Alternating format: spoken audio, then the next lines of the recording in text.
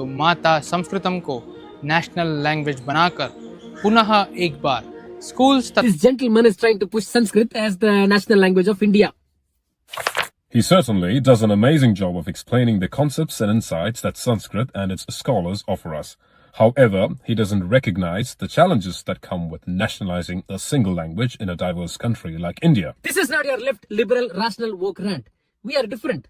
Wait and watch. If one were to disentangle Sanskrit from the tangled web of contemporary politics, Hindutva ideologies, casteism, and the historical baggage of the Brahminical identity, and view it purely as a language, you come to realize what a magnificent creation it is. So structured, so poetic, so profound. Its grammatical precision, phonetic richness, and philosophy are nothing short of extraordinary. But the pity is that such a profound linguistic heritage gets overshadowed by the ideological scaffolding it's made to bear. Unfortunately, there are good reasons why that happens. Languages don't exist in a vacuum.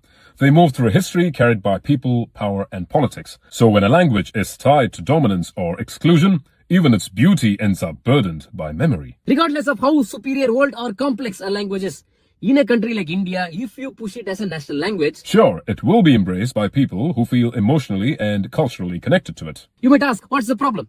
Well, for those who don't share the emotional link, especially people from South or from other religions, it ceases to resonate as unity and instead manifests as an imposition, an ostentatious cultural coronation that alienates rather embraces. Tamil is both one of the oldest surviving classical language and still very much alive as an oral tradition. It boasts a complex grammatical architecture, a rich literary heritage, and yet it remains a language that has organically evolved through colloquial usage over millennia. Because Tamil carries rich philosophies, medicine, and alchemical knowledge taught by Tamil Siddhars, does that alone suffice to push Tamil as a national language of India? Unless one is culturally, emotionally, and linguistically intertwined with that culture, it won't be perceived as enrichment, rather an imposition, however noble the intent. So based on philosophical and structural sophistication, if I were to push Tamil on you, you will say, unless you're a Tamil passionist or someone with a genuine curiosity for the language, you'd most likely feel coerced. Think about it. Even beauty, when imposed, breeds resistance. And do you really think that languages or even prescriptions will have a smooth journey in India's political landscape? It is never merely about languages. It is about identity, emotion, and the deep sediment of collective memory that languages carry within them. In a country of deep cultural diversity and sometimes competing identities, language becomes more than communication.